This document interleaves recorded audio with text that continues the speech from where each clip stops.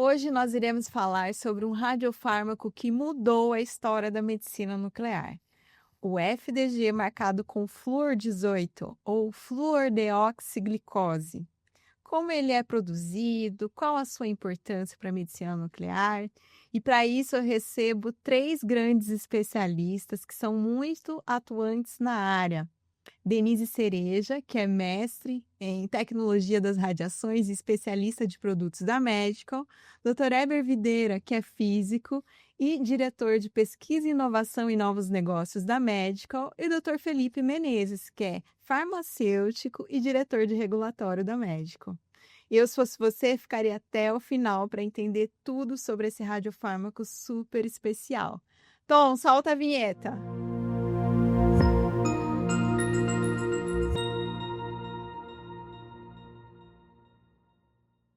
Sejam muito bem-vindos a mais um Medical Isotalks, o primeiro podcast dedicado aos bastidores da medicina nuclear. Então vamos começar esse episódio primeiro entendendo o que é essa sopa de letrinhas, flúor 18, FDG, fluordeoxiglicose. E para isso eu vou pedir que o nosso farmacêutico explique, por favor, Dr. Felipe, o que é o FDG. Bom, o FDG, primeiramente agradecer por estar aqui de novo, né? É sempre bom participar do Medical Talks. Bom, o FDG nada mais é que a molécula de glicose marcada com um flúor 18, né? O flúor é o radioisótopo instável, e aí essa junção vai fazer aí a mágica, né, da medicina nuclear. Vou explicar simplesinho assim e depois a gente vai explicando com mais detalhes. Perfeito. Pessoal, qual que é a base disso, falando medicamente, vamos dizer assim? A maioria dos tumores, eles têm uma alta afinidade, uma fome de glicose, de açúcar, para que essas células proliferem. E essas células também, elas expressam maior número de receptores GLUT. Então, por isso que a glicose ela é marcada com componente radioativo, porque essas células consomem mais glicose e aí a gente consegue ver essas células em alta atividade para formar a imagem e ver onde que tem doença em atividade, câncer. Isso também pode acontecer em outros processos, como processo inflamatório e infeccioso. Mas, doutor Eber, explica para a gente como é feita a produção, então, do FDG no ciclotron. Ah, maravilha. Então, na verdade, né, tudo começa com a física, né? Então, vamos lá, né? A gente, na verdade, precisa do radioisótopo, né? Precisa do flúor 18, né? Como o Felipe bem pontuou, é, na verdade, o radioisótopo que vai marcar a molécula de glicose, né? Então, esse flúor 18 é produzido no ciclotron, né? Onde em episódios anteriores a gente falou um pouquinho sobre esse equipamento que é um acelerador de partículas, né? Então, basicamente, o que acontece? Dentro do acelerador de partículas, né, acoplado a ele, na verdade, nós temos o porta-alvo. E nesse porta-alvo é onde nós colocamos o isótopo estável de interesse que vai ser modificado, né? Então, na linguagem correta que a gente usa, vai ser transmutado, vai acontecer uma reação nuclear junto com ele, para se transformar no isótopo de interesse, que é o flúor 18. Então, esse porta-alvo ele é preenchido com oxigênio 18 e ele é bombardeado por um feixe de prótons altamente energético, e essa energia é proporcional ali à capacidade do acelerador de acelerar aquele feixe de partículas, né? Essa reação nuclear, comumente por flúor 18, uma das mais famosas, né, é justamente uma reação do tipo PN. Para explicar para o nosso público agora agora eu tô com a missão, né? Agora eu tô com a missão aqui justamente explicar o que é a reação então do tipo PN, uma reação nuclear. Nós temos um oxigênio 18, ele recebe um próton, esse próton interage e entra dentro do núcleo atômico, né? Ocorre então um processo ali de rearranjo das partículas que compõem aquele núcleo atômico. Como um subproduto da reação, ele emite um nêutron para fora. Então ele recebe um próton, vira um flúor 19, joga um nêutron para fora e se transmuta no flúor 18. Então, essa é a famosa reação oxigênio 18, PN, flúor 18. Então, É a partir desse flúor 18 que é produzido, onde, na verdade, a atividade total, né? Nós temos que lembrar que quando a gente está numa linha de produção, né, Felipe? A gente está produzindo não para uma, para duas, para três, são para uma gama de clínicas. Então, a gente vai produzir uma quantidade de atividade significativa, que vai depender da capacidade produtiva do ciclo. Após, então, toda aquela produção daquela atividade, né? Nós estamos prontos para fazer um processo de transferência muito importante deixar registrado de forma automática, devido principalmente a questões de segurança radiológica e proteção radiológica, e deixar esse flúor 18 pronto. Lá para o meu amigo Felipe falar de síntese. Eu posso fazer um comentário, Pode? assim como físico, mas eu tenho certeza que você aí está se perguntando, que você escutou e está se perguntando. Ele falou, né, o Dr. Eber falou de colocar um átomo ali estável. Lembrando, estável ele não é radioativo, tá? Ele vai se transformar em instável, e aí sim radioativo. Estou falando isso porque eu tenho certeza que a pessoa vai escutar e vai falar assim: ué, mas ele falou estável, mas radioativo não é instável? Eu Exatamente. só completando Bem ali para lembrado. sua dúvida. Bem lembrado, né, Denise? Então, o alvo, né, doutora Mayara? O alvo, ele é estável. E ao produzir o flúor 18, ele então se torna um radioisótopo, portanto, instável. Perfeito. Ótimo. Então, juntando tudo, flúor 18 é o elemento radioativo, fluoridoxiglicose é a molécula que vai no tecido-alvo que nós queremos avaliar. E com isso nós temos o radiofármaco. Falei errado? Não, é isso mesmo. E Denise, agora partindo um pouquinho para a parte clínica. Quando que esse radiofármaco é utilizado na medicina nuclear? Então, quando o paciente tem uma patologia principal e ele quer descobrir, né, o médico quer saber como está o tratamento desse paciente, se está fazendo efeito a quimioterapia ou a radioterapia, se está fazendo efeito esse tratamento no corpo do paciente, o médico encaminha lá para o PET-CT, né, para a medicina nuclear no setor de PET-CT, para a gente avaliar como está reagindo o corpo dele, né? Então, ele vai fazer o PET. Perfeito. Esse radiofármaco, além da área oncológica, ele pode ser utilizado também na neurologia, para o PET-CT neurológico, e também na cardiologia, principalmente para avaliação de viabilidade miocárdica. E, Denise, como que é o preparo para a realização desse exame, do PET-CT oncológico? Então, o paciente ele precisa, 24 horas antes do exame, a gente orienta o paciente que não consuma carboidrato, então mantenha uma dieta mais proteica, né? A gente orienta o paciente que tem que ter jejum de 6 horas, para pacientes diabéticos, jejum de 4 horas e evitar o uso de insulina 12 horas antes do exame. Perfeito. E se por acaso no pedido médico estiver solicitando o uso do contraste iodado, que nós usamos nas imagens tomográficas, e o paciente for diabético, é importante suspender o uso de metformina e glifage, porque o uso do contraste com um desses medicamentos pode interferir na função renal desses pacientes. E Felipe, tem uma questão também com relação ao industrial, que tem muito desafio com relação à meia-vida do radiofármaco.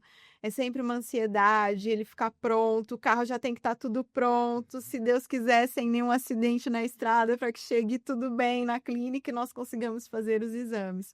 Então, conta quais são os principais desafios aí da produção, da logística desse radiofármaco. Legal.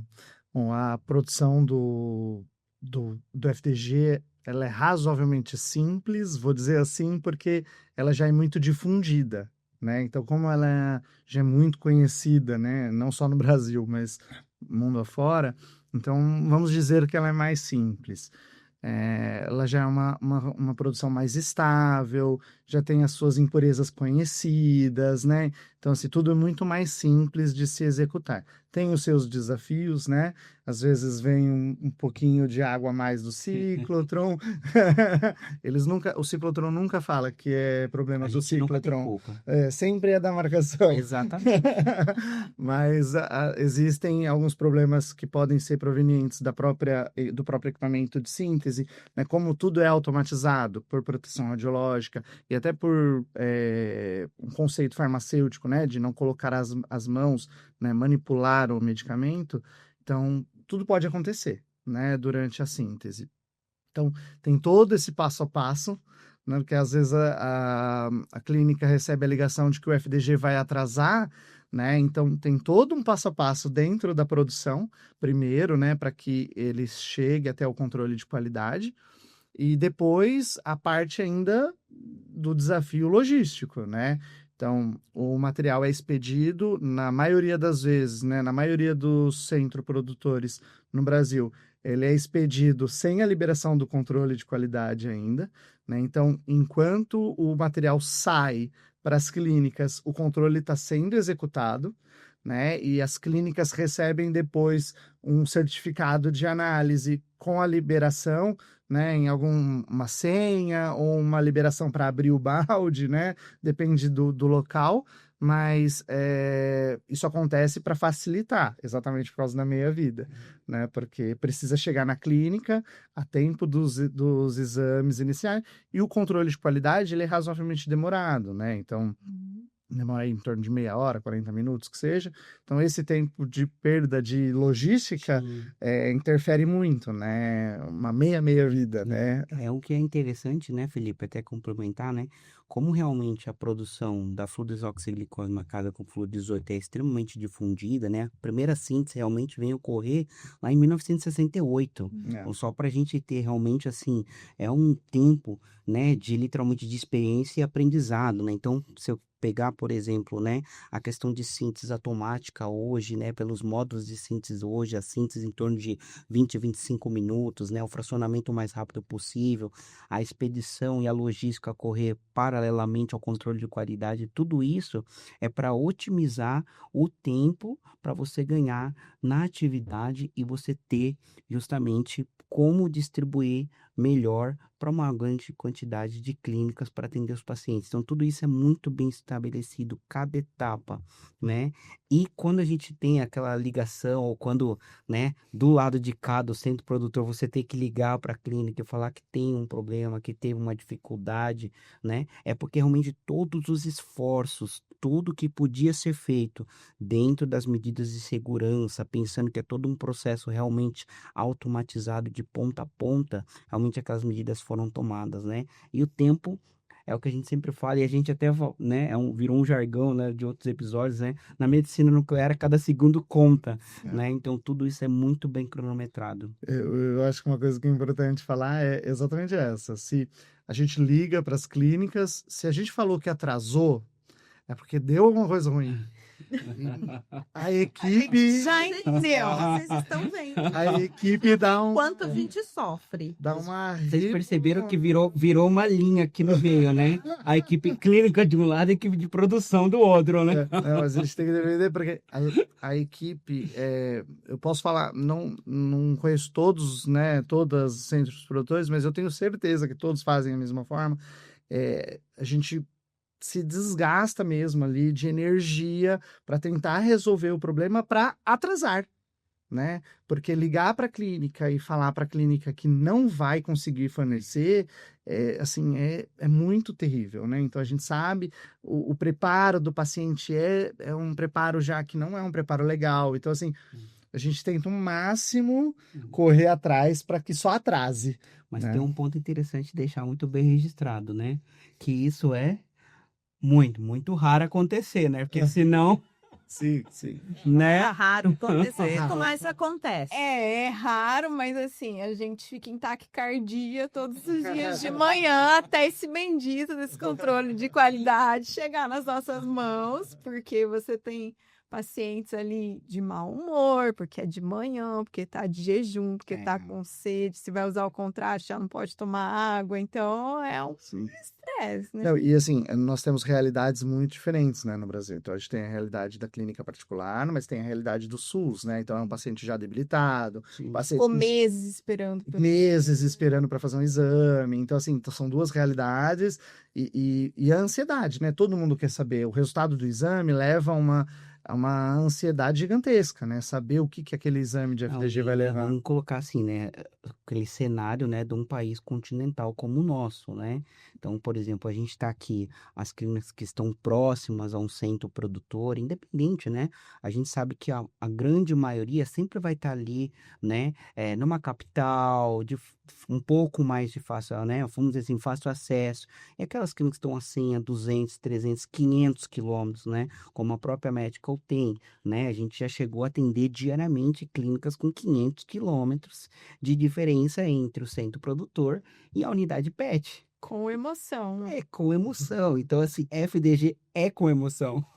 E envolve uma série de coisas também, né? Além disso, assim, o paciente, imagina que a gente falou tanto em PET aqui, mas a gente não falou assim a importância dele no sentido diagnóstico em si. A gente está juntando uma medicina nuclear ali, uma área molecular, uma imagem molecular, e a gente só está juntando uma tomografia. Então, a gente junta anatomia e fisiologia num exame só, em um exame só. E isso é super importante. E para o paciente que não tem acesso, um paciente de SUS, por exemplo, que esperou meses e às vezes mais de um ano para fazer esse exame, chegar assim, o produtor avisou que não vai ter exame. Quando eu vou conseguir reencaixar esse paciente? Porque a partir do momento que ele vem de fora, né, o SUS vem de fora, a gente não tem acesso à agenda. Não sou eu que agendo, não é a clínica que agenda, ela vem de fora. Se ele não for atendido naquele dia, quando ele vai ser de novo? Ele vai entrar por uma fila de volta. É. Então é bem complexo, realmente. Sim. É importante a gente falar também que é um exame amplamente consolidado na oncologia e ele tem cobertura pelos convênios médicos em alguns tipos de tumores. Se eu não me engano, são 8 tipos de tumores que estão no rol da ANS. Por exemplo, câncer de mama, linfoma, melanoma, câncer de cabeça e pescoço, de esôfago, e aí cada um com as suas especificações. Mas o que a gente tem observado, pelo menos no mundo dos planos médicos, é que quando o médico faz uma descrição de pedido médico bem detalhado, né, que geralmente a questão é resultados equívocos. Você tem uma tomografia, uma ressonância que foi inconclusiva e o PET pode ser um diferencial. Então, quando o médico faz um relatório bem detalhado, os convênios acabam autorizando, mesmo que não esteja no rol, porque isso vai interferir. Você pode, muitas vezes, com o exame, evitar uma intervenção desnecessária, como uma biópsia, uma cirurgia. Exatamente. Então, quando os médicos fazem esses relatórios bem feitos, geralmente os convênios autorizam, mesmo que não esteja no rol da ANS. Desculpa, Pode. doutora. Tem uma curiosidade farmacêutica, né? Que é porque o FDG ele é produzido e o flúor é colocado numa posição que facilita essa entrada na célula e prende, né, a glicose dentro da célula e impede ela sair, Isso, né? ele não é metabolizado como o Isso. açúcar é. Exatamente, ele entra ali na parte inicial do ciclo de Krebs e fica lá dentro, né? Ele não continua e nem volta para a corrente sanguínea. Por isso que a gente consegue fazer os exames.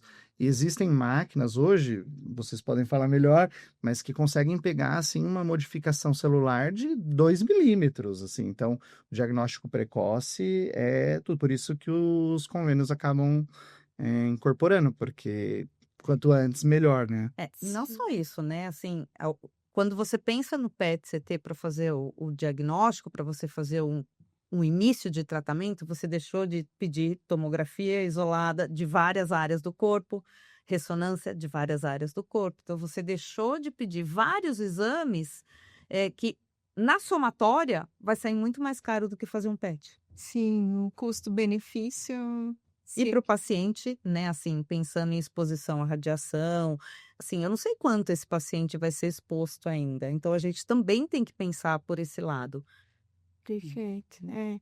E a questão que o Felipe disse com relação a detectar precocemente lesões, é que as alterações metabólicas a nível celular, elas acontecem muito tempo antes das alterações anatômicas, que é o que vai ser observado na tomografia, na ressonância, nos exames de radiologia convencionais. Pessoal, então, para finalizar, uma palavra que vocês definiriam um radiofármaco FDG. Ai, felicidade. Interessante. Eu diria qualidade. Esperança. Eu vou definir em 3. Eu acho que é passado, presente e futuro, né? É uma coisa que não vai deixar a medicina nuclear, acho que nunca. Pessoal, com isso a gente finaliza mais esse episódio. Agradecemos muito a presença de vocês aqui. Esperamos vocês para o próximo episódio e, portanto, para você não perder nenhuma informação sobre a medicina nuclear brasileira, se inscreva no nosso canal, deixe o seu joinha, o seu like. É muito importante para o algoritmo entender que esse conteúdo é relevante e que a medicina nuclear chegue para o maior número de pessoas. Curtam as nossas redes sociais, Instagram e LinkedIn e nos acompanhem. Até o próximo episódio.